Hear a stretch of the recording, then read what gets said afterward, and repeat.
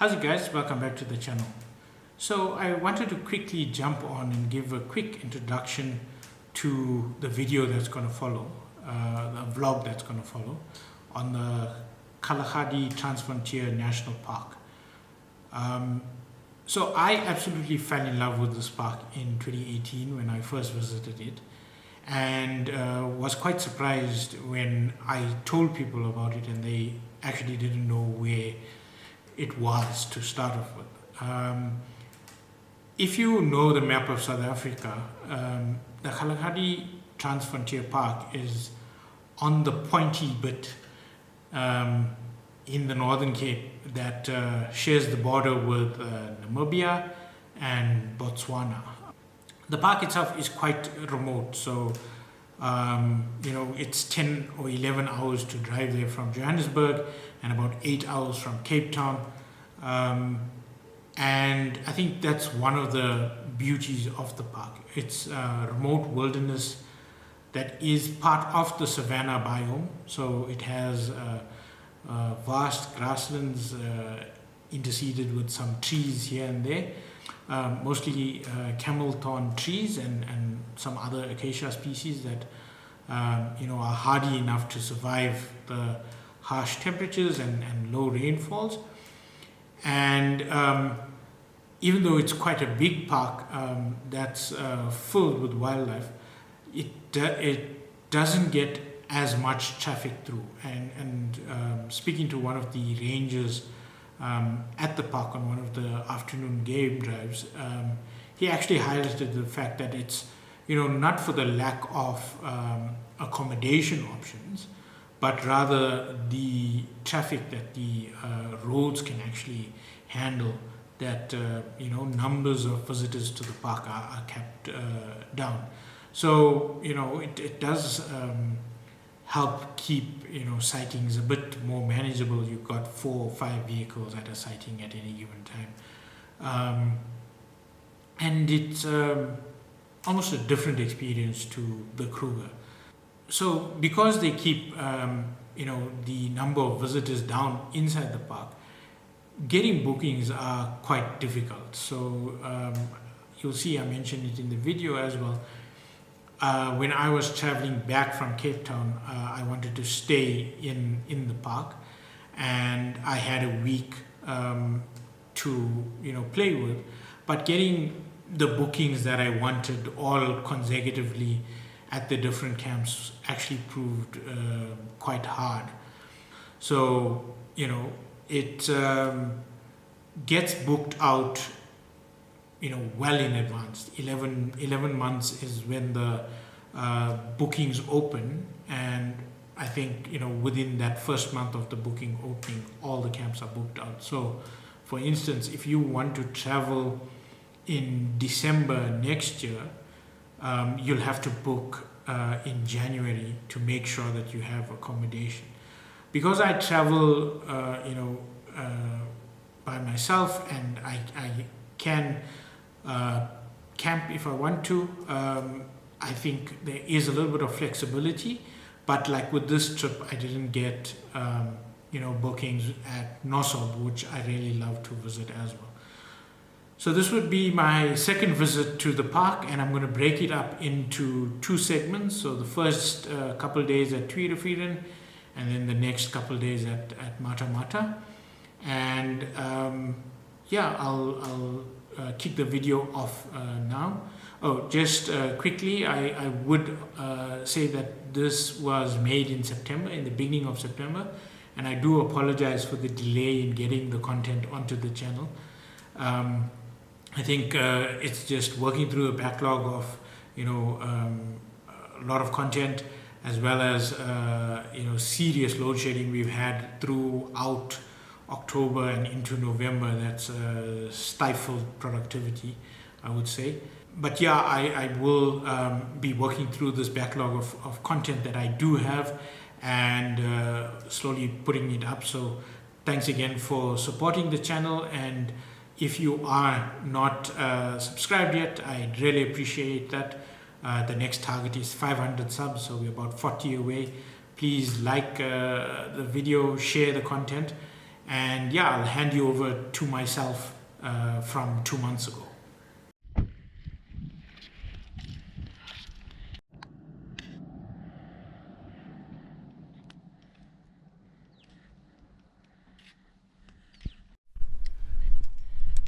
Okay guys, so I'm here at my unit. I'm in unit 13.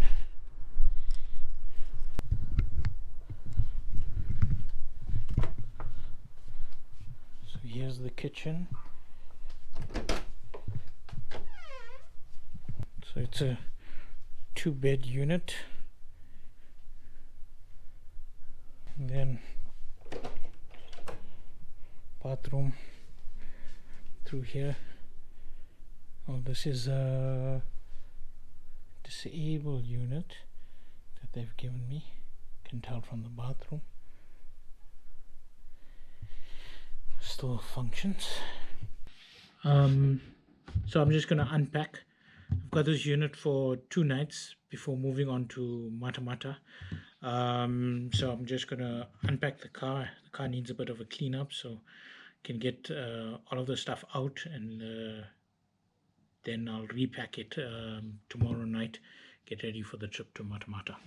Okay guys, so it's just going 10 to 4 and I'm gonna make my way out into the park.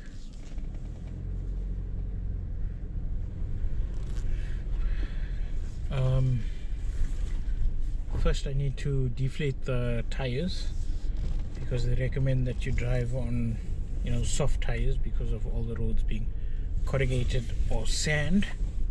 And then I'm going to make my way into the park. Gates close at 6:30, so I've got 2.5 hours basically. What I'm going to do is drive out maybe about 45 minutes and then find the closest water hole, and then from there maybe sit for about half an hour and then make my way back again.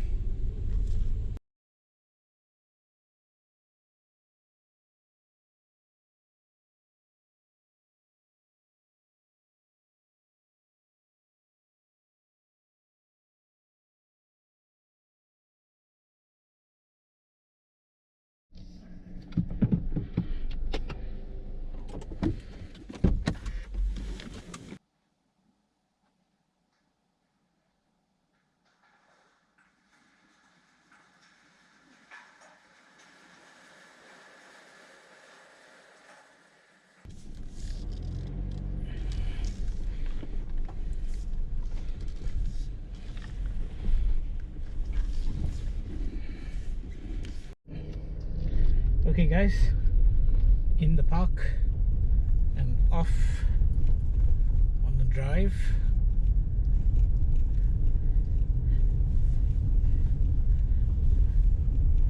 Let's see what we can see. Hopefully it will be some nice sightings this afternoon. So the drive on the first afternoon wasn't very eventful. We didn't get many great sightings, just some normal games, animal, and a few birds. I think the best part of the drive was actually being out in the landscape, driving along the Nossob River, the dry riverbed that is the border between South Africa and Botswana, and taking in the beautiful landscape we were in.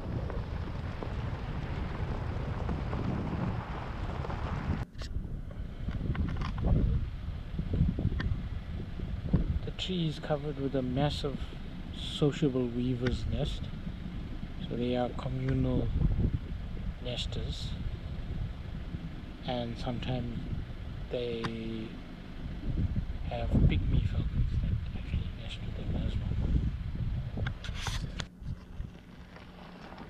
Although it was, you know, quite late in the afternoon, the light was still quite harsh, and because the park had received, you know, good rains in February at the beginning of the year, there was still a lot of grass around, so the grass was quite long, which made for you know photographing the animals a little bit more difficult, but also made for good um, yellow or mustard backgrounds um, whenever taking the photographs of the animals.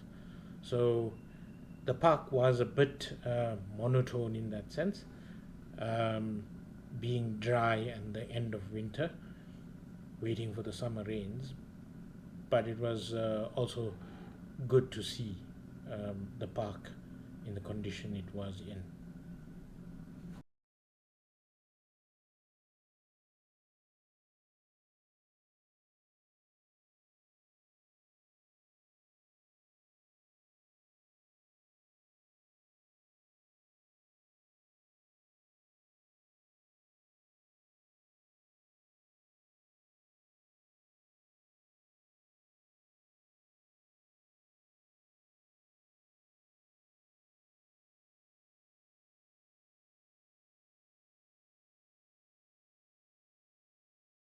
So the shop at Twee Rivieren is the biggest shop in the park. So if you need to stock up on any essentials for the rest of your trip in the park, you'll have to almost do it at Twee Rivieren. The shops at Matamata and Nossob are a bit smaller, and they keep most of the essentials. But Twee Rivieren is your best chance to get whatever you're looking for. They have lots of merchandise to sell, including the hat that I bought and still wear almost as my driving hat.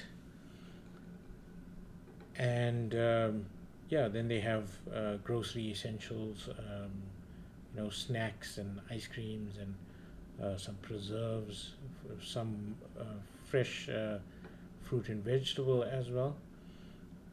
One thing is that the water in the units at Twee Rivieren, and I think all through the park, is borehole water, so it's very hard to drink.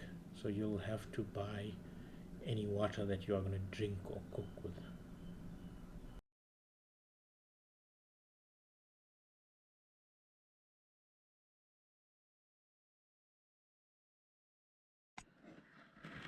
Hey guys, so you've not gone blind.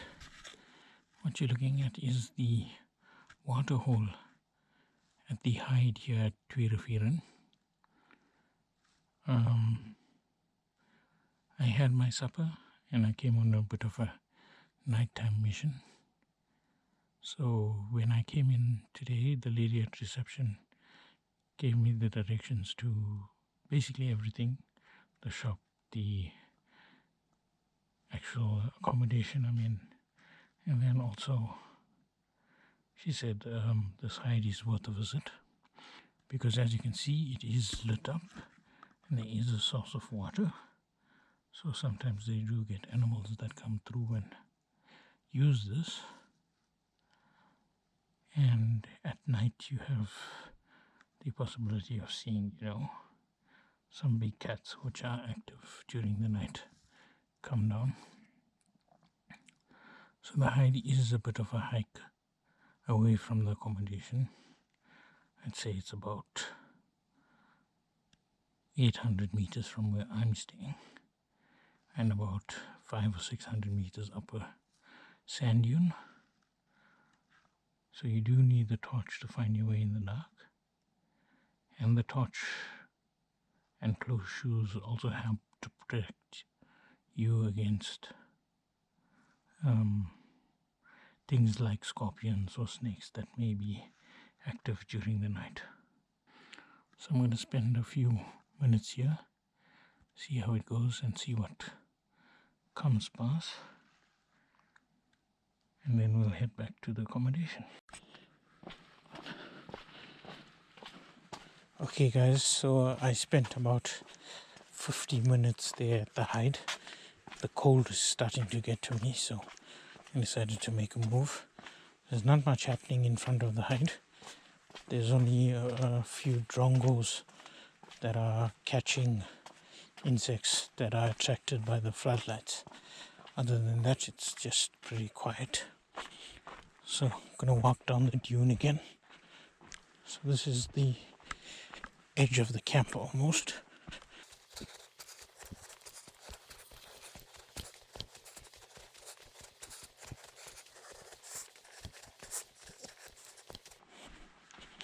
Just keep looking out for any scorpions,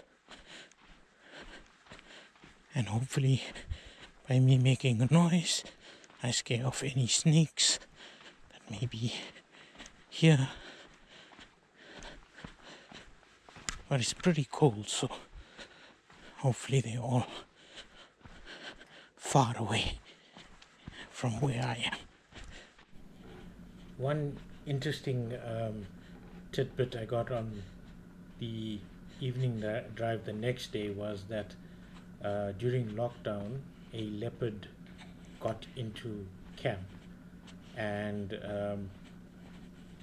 the rangers tried to get it out, but they couldn't corner it, and eventually it found its way up to the hide and got out through the opening of the hide itself. So when I was sitting in the hide, I was like, surely this opening is big enough for some big cats to get in, and well, not get in, but there was a leopard that got out from that opening in the hide.